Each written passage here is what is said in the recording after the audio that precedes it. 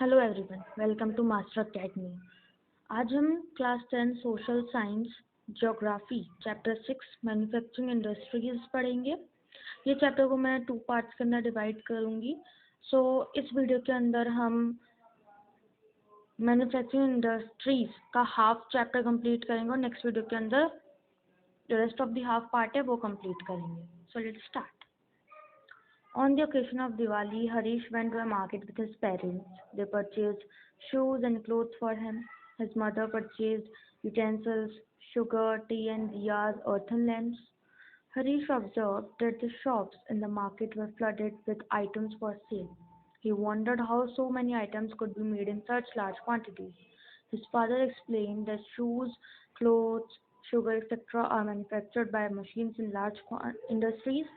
Some utensils are manufactured in small industries, while items like diyas are made by individual artisans in household industries. So, in this chapter, we are going to understand about manufacturing and manufacturing industries.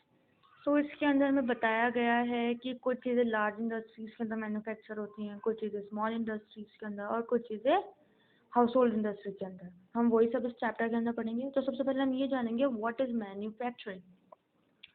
Production of goods in large quantities after processing from raw materials to more valuable products is called manufacturing. Raw materials को process करने के बाद में goods का production करना large quantities के अंदर और उन्हें एक वैल्यूएबल प्रोडक्ट के अंदर कन्वर्ट करने को मैन्युफैक्चरिंग बोलते हैं। Do you know that paper is manufactured from would, sugar from sugarcane, iron steel from iron ore and aluminium from bauxite. So आप सबको पता है कि पेपर किससे मैन्युफैक्चर होता है? वुड से, शुगर केन से, आयरन और स्टील आयरन ओर से और एल्यूमिनियम बॉक्साइट से। Do you also know that some type of clothes are manufactured from yarn which itself is an industrial product. तो इसके अंदर हमें एक क्वेश्चन पूछा जा रहा है कि हमें पता है कि कुछ क्लोथ्स हैं वो yarn से भी मैन्युफैक्चर होता है जो खुद एक इंडस्ट्रियल प्रोडक्ट है, right? People employed in the secondary activities manufacture the primary materials into finished goods. The workers employed in steel factories, car, breweries, textile industries, bakeries, etc. fall into this category. So, people employed, people जो कि secondary activities के अंदर involved होते हैं, ठीक है ना, वो प्राइमरी मटेरियल्स को फिनिश्ड गुड्स के अंदर कन्वर्ट करते हैं, ठीक है ना। और इनके अंदर जो वर्कर्स, जो पीपल होते हैं वो कौन कौन से काम करते हैं? वो स्टील फैक्ट्रीज के अंदर काम करते हैं, car factories, breweries, textile industries, bakeries, इन सब में काम करते हैं, right? Some people are employed in providing services. In this chapter, we are mainly concerned with manufacturing industries which fall in the secondary sector. इस चैप्टर के अंदर mainly हमें बताया गया मैन्युफैक्चरिंग इंडस्ट्रीज के बारे में जो सेकेंडरी सेक्टर के अंदर आता है। तो ये बात हमें याद रखनी है कि मैन्युफैक्चरिंग कौन से सेक्टर में आता है? सेकेंडरी सेक्टर में। The economic strength of a country is measured by the development of manufacturing industries. जो किसी भी कंट्री की इकोनॉमिक स्ट्रेंथ कैसे मेजर होती है? वो मेजर होती है मैन्युफैक्चरिंग इंडस्ट्रीज के डेवलपमेंट के थ्रू। किस कंट्री में कितनी मैन्युफैक्चरिंग इंडस्ट्रीज डेवलप कर रही हैं उसके अकॉर्डिंग, उसकी स्ट्रेंथ पे हमारी इंडिया की जो इकोनॉमी है या फिर किसी भी कंट्री की इकोनॉमी वो मेजर होती है। Importance of manufacturing. So now in this topic we are going to see the importance of manufacturing. Manufacturing sector is considered the backbone of development in general and economic development in particular, mainly because manufacturing industries को किसी भी country का backbone बोला जाता है, backbone of development, development का backbone बोला जाता है। और वो क्यों बोला जाता है हम इन पॉइंट्स के अंदर देखते हैं। Manufacturing industries not only help in modernising agriculture which forms the backbone of our country, they also reduce the heavy dependence of people on agricultural income by providing them jobs in secondary and tertiary sectors. So manufacturing industries not only help in the modernising agriculture. Manufacturing industries होती हैं वो agriculture को modernise करने में यानी कि उसे develop करने में हेल्प नहीं करती, बल्कि अपनी इंडियन इकोनॉमी या फिर किसी भी कंट्री के इकोनॉमी की बैकबोन होती है। क्यों? क्योंकि वो पीपल जो एग्रीकल्चर सेक्टर के अंदर काम करते हैं उनकी जो क्वांटिटी उन्हें कम करते हैं। क्यों? क्योंकि मैन्युफैक्चरिंग इंडस्ट्रीज लोगों को जॉब्स प्रोवाइड करते हैं सेकेंडरी और टर्शरी सेक्टर्स के अंदर, right. Second, industrial development is the precondition for eradication of unemployment and poverty from our country. This was the main philosophy behind public sector industries and joint sector ventures in India. It was also aimed at bringing down regional disparities by establishing industries in tribal and backward areas. So, industrial development is a precondition for eradication of unemployment and poverty from our country. जो industrial development होती है, ठीक है ना, वो help करती है unemployment को फिनिश करने में, पॉवर्टी को फिनिश करने में किसी भी कंट्री में से, राइट। और इंडस्ट्रियल डेवलपमेंट रीजनल डिस्पैरिटीज को भी ख़त्म करती है, ठीक है। वो कैसे? अलग अलग जगह पे अगर इंडस्ट्रीज होंगी, अलग अलग लोग काम करेंगे, तो उनकी जो रीजनल डिस्पैरिटीज होती हैं वो कम होती है, जो डाइवर्सिटी होती है वो कम होती है। Export of manufactured goods expands trade and commerce and brings in much needed foreign exchange. So manufacturing goods, अगर manufactured goods हो रहे हैं अपनी कंट्री के अंदर, अगर goods manufacture हो रहे हैं, राइट, अब अपने जो प्रोडक्ट्स हैं वो दूसरी कंट्रीज के अंदर भी जाएंगे, एक्सपोर्टेशन होगा, एक्सपोर्ट होगा, राइट। इससे क्या होगा? हमारा जो ट्रेड और कॉमर्स है वो एक्सपेंड होगा और फॉरेन एक्सचेंज भी होगा, right? Countries that transform their raw materials into a wide variety of furnished goods of higher value are prosperous. India's prosperity lies in increasing and diversifying its manufacturing industries as quickly as possible. अब देखो, countries होती हैं, right, वो अपने raw materials को well furnished goods के अंदर convert करती है, ठीक है, और उनको सेल करती है हायर वैल्यू के अंदर। इससे क्या होती है? उनकी कंट्री के अंदर प्रॉस्पेरिटी आती है। अब इंडिया की जो प्रॉस्पेरिटी है वो लाई करती है मैन्युफैक्चरिंग इंडस्ट्रीज के डेवलपमेंट पे, इंक्रीजिंगनेस पे और डाइवर्सिफाइंग पे, डाइवर्सिटी के ऊपर। अगर इंडिया के अंदर मैन्युफैक्चरिंग इंडस्ट्रीज बढ़ेंगी तो क्या होगा? अपनी इंडिया के अंदर प्रॉस्पेरिटी आएगी, right. Agriculture and industry are not exclusive of each other. They move hand in hand. For instance, the agro industries in India have given a major boost to agriculture by raising its productivity. They depend on the latter for raw materials and sell their products such as irrigation pumps, fertilizers, insecticides, pesticides, plastic and PVC pipes, machines, and tools, etc. to the farmers. अब agriculture industry, ठीक है ना, are not exclusive of each other, they are not exclusive for each other, they move hand in hand, ठीक है ना। वो दोनों हाथ तो हाथ साथ में काम करता है, राइट। अगर एग्रीकल्चर के अंदर कोई अगर रॉ मटेरियल नहीं होगा तो मैन्युफैक्चरिंग इंडस्ट्रीज मैन्युफैक्चर क्या करेंगी, राइट। तो दोनों एक दूसरे के ऊपर डिपेंडेड है, राइट। अगर रॉ मटेरियल्स नहीं होगा, एग्रीकल्चर नहीं होगा, तो रॉ मटेरियल्स कहाँ से आएंगे और मैन्युफैक्चरिंग कैसे होगा गुड्स का? अब जैसे कि हम देखते हैं एग्रो इंडस्ट्रीज हैं, ठीक है ना, इंडिया के अंदर, वो एग्रीकल्चर को उन्होंने बहुत मेजर बूस्ट दिया है।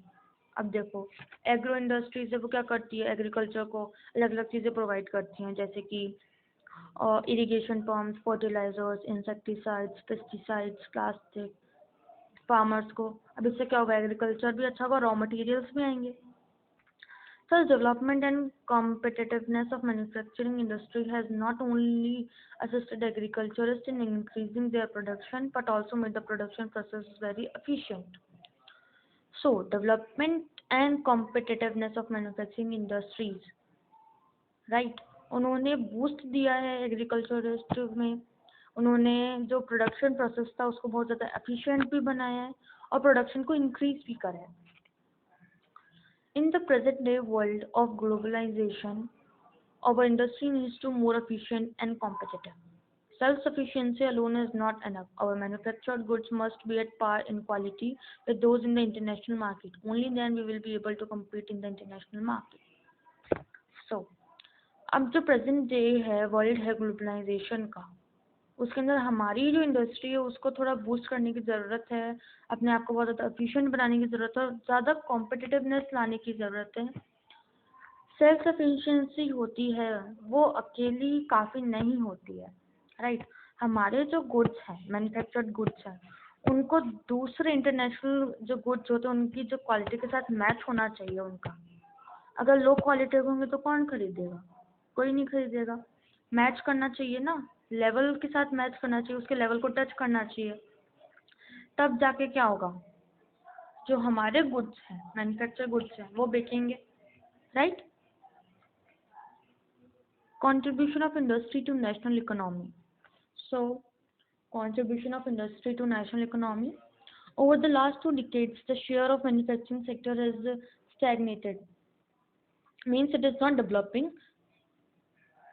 At 17% of GDP, out of the total of 27% for the industry, which includes 10% for mining, quarrying, electricity and gas.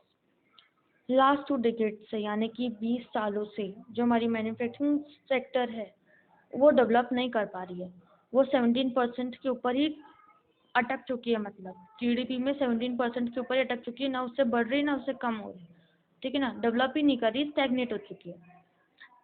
अब आउट ऑफ टोटल 27% में से 17% मैन्युफैक्चरिंग इंडस्ट्री का है, मैन्युफैक्चरिंग सेक्टर का है, पर वो बढ़ नहीं रहा है, डेवलप नहीं करा for the industry which includes 10%, ठीक है ना। अब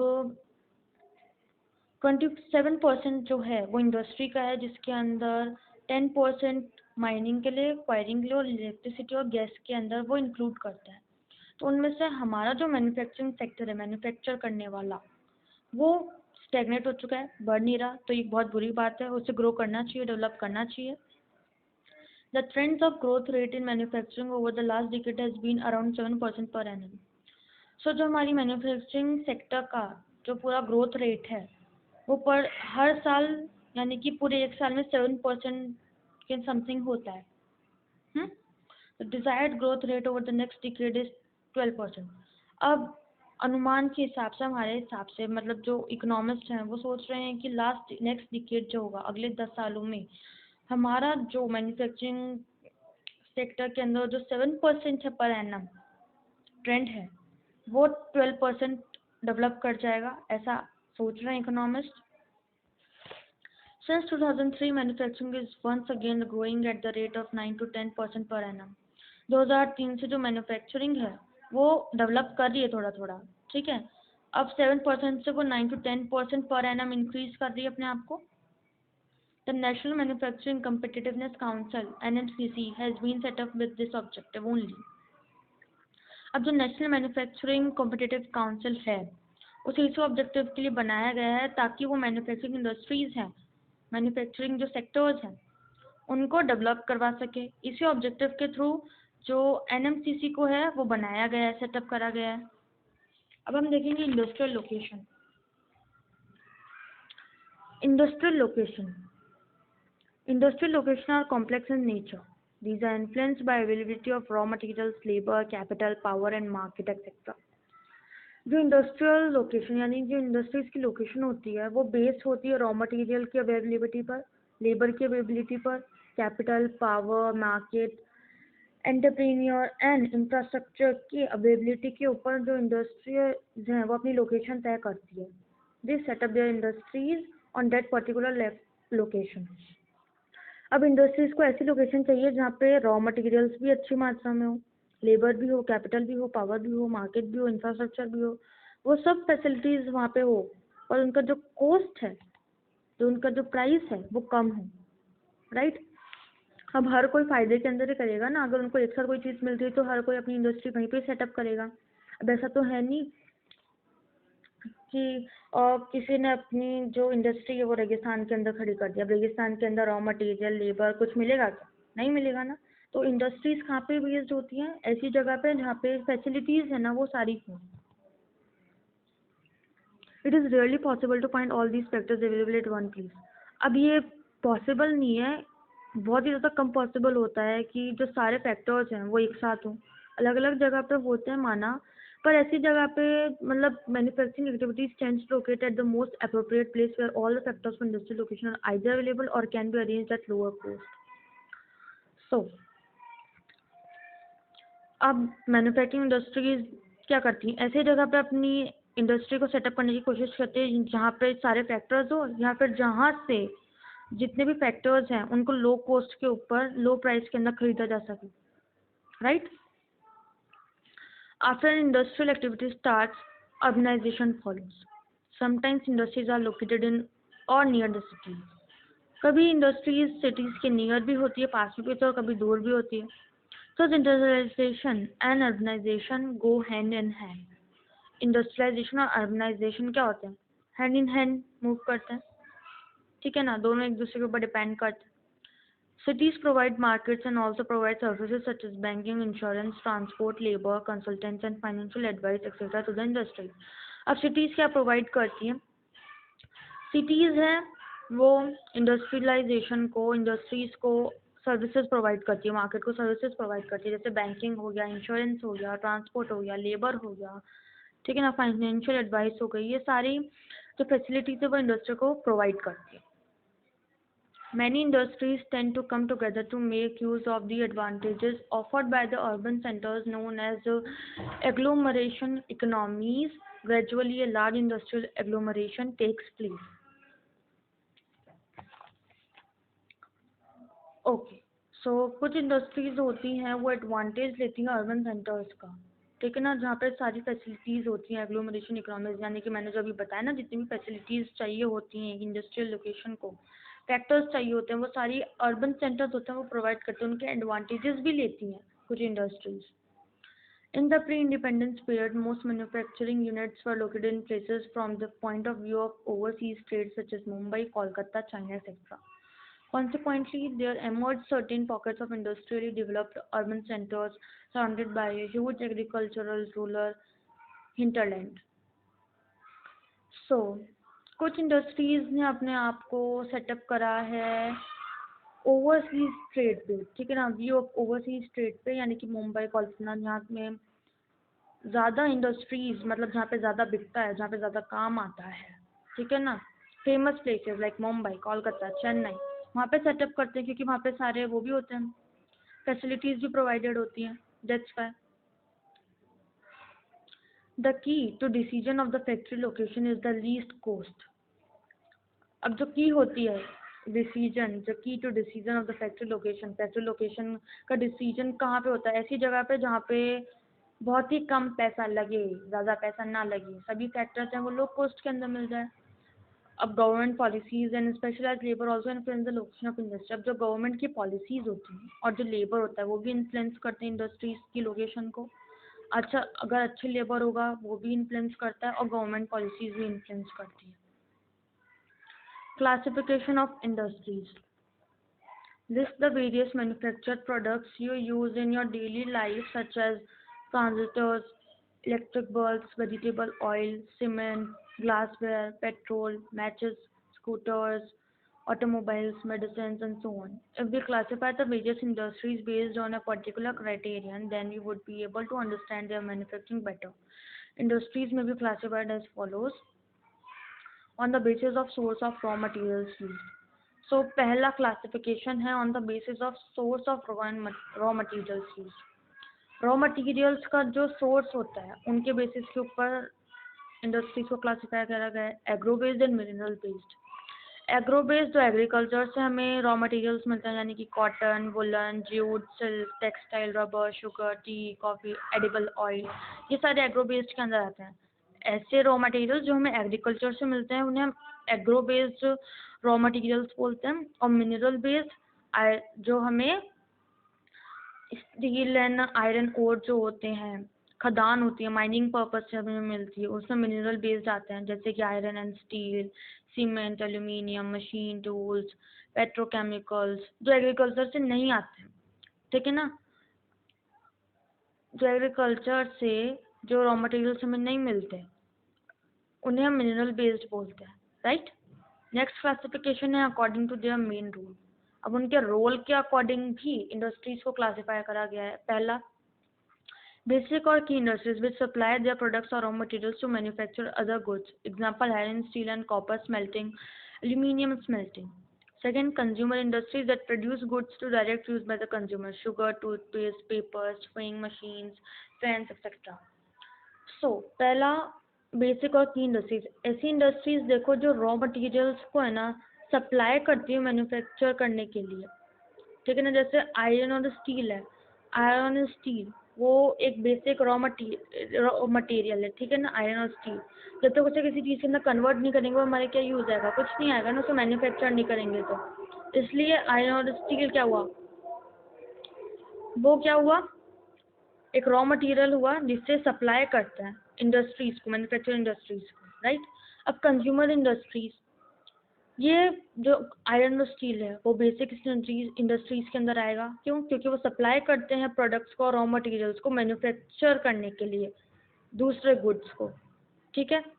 अब कंज्यूमर इंडस्ट्रीज वो इंडस्ट्रीज होते हैं जो प्रोडक्ट को मैन्युफैक्चर करके डायरेक्ट कंज्यूमर को सेल आउट कर देती है. जैसे कि sugar, toothpaste, papers, swing machines, fans etcetera. मतलब इनको ये पूरा मैन्युफैक्चर कर देती है उसके बाद में सेल आउट कर देती है. थर्ड क्लासीफाई करा गया है on the basis of capital investment. Capital investment के अकॉर्डिंग भी क्लासीफाई करा गया है इंडस्ट्रीज को. A small scale industry is defined with reference to the maximum investments allowed on the assets of a unit. This limit has changed over a period of time. At present, the maximum investments allowed is rupees 1 crore. So, capital investments के according industries को two types के अंदर classify करा गया है. पहला है small scale, दूसरा है large scale. Small scale industry के अंदर मतलब ऐसी इंडस्ट्रीज जहाँ पे मैन्युफैक्चरिंग बहुत ही स्मॉल प्रोसेस के अंदर मतलब बहुत ही छोटे स्केल के अंदर मैन्युफैक्चर करा जाता है रॉ मटेरियल्स को. ठीक है ना. उसके अंदर ज़्यादा इन्वेस्टमेंट वगैरह नहीं होता. और अभी प्रेजेंट के अंदर जो मैक्सिमम इन्वेस्टमेंट अलाउ करा गया है स्मॉल स्केल इंडस्ट्रीज को है 1 करोड़ रुपीज़. और लार्ज स्केल इंडस्ट्रीज जिसके अंदर जो मैन्युफैक्चरिंग होती है वो लार्ज क्वांटिटी के अंदर होती है. राइट. नाउ फोर्थ हमारे क्लासीफाई करा गया है on the basis of ownership. Ownership के अंदर क्लासीफाई करा गया है हमारी इंडस्ट्रीज को. ओनरशिप के अंदर 4 टाइप्स के अंदर हमारी इंडस्ट्रीज को क्लासीफाई करा गया है. पहला public sector, owned and operated by government agencies, BHEL, SAIL, SAIL etcetera. So पहला आता है पब्लिक सेक्टर. ओनरशिप के बेसिस के अकॉर्डिंग में पब्लिक सेक्टर वो सेक्टर जिससे गवर्नमेंट एजेंसीज चलाती हैं, जो गवर्नमेंट चलाती है. गवर्नमेंट की वो सेक्टर होता है, गवर्नमेंट की इंडस्ट्रीज होती हैं जैसे कि सेल. नेक्स्ट है private sector industries owned and operated by individuals और ग्रुप्स ऑफ इंडिविजुअल्स जैसे like TISCO, Bajaj auto limited, Dabur industries. Private sector ऐसा सेक्टर जो कि privately individuals, group of individuals और one individual own and operate the private sector, जिसके अंदर government का कोई हाथ नहीं होता. दूसरे लोग होते हैं वो ऑपरेट करते हैं उस सेक्टर को, वो खुद ही मालिक होते हैं. जैसे कि टिस्को कंपनी है, बजाज ऑटो लिमिटेड है.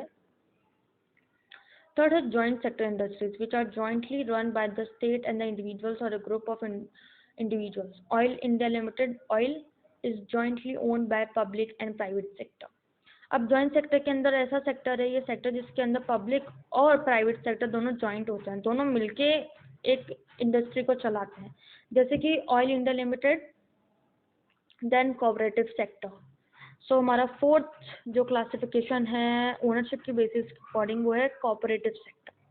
Cooperative sector industries are owned and operated by the producers or suppliers of raw materials, workers or both. They pool in the resources and share their profits or losses proportionately, such as the sugar industry in Maharashtra, the coir industry in Kerala.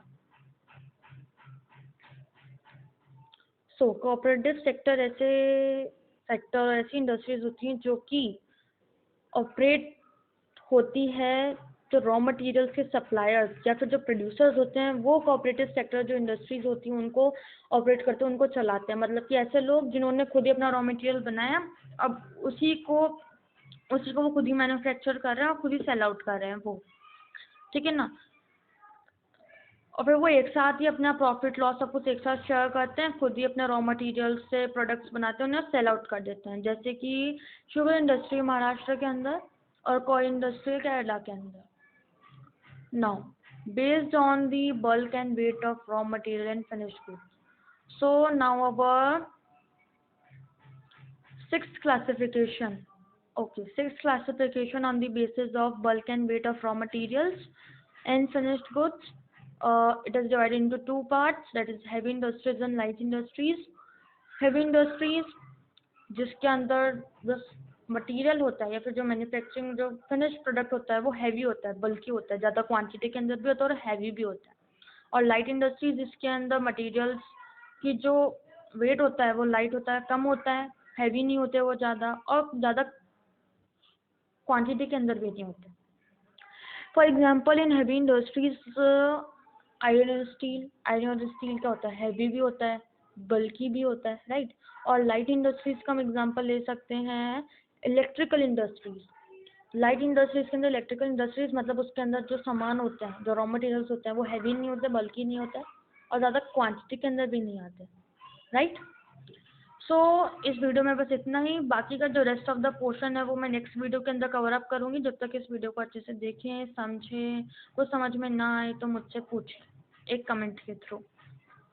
And please read this chapter because this chapter is really very important. Thank you.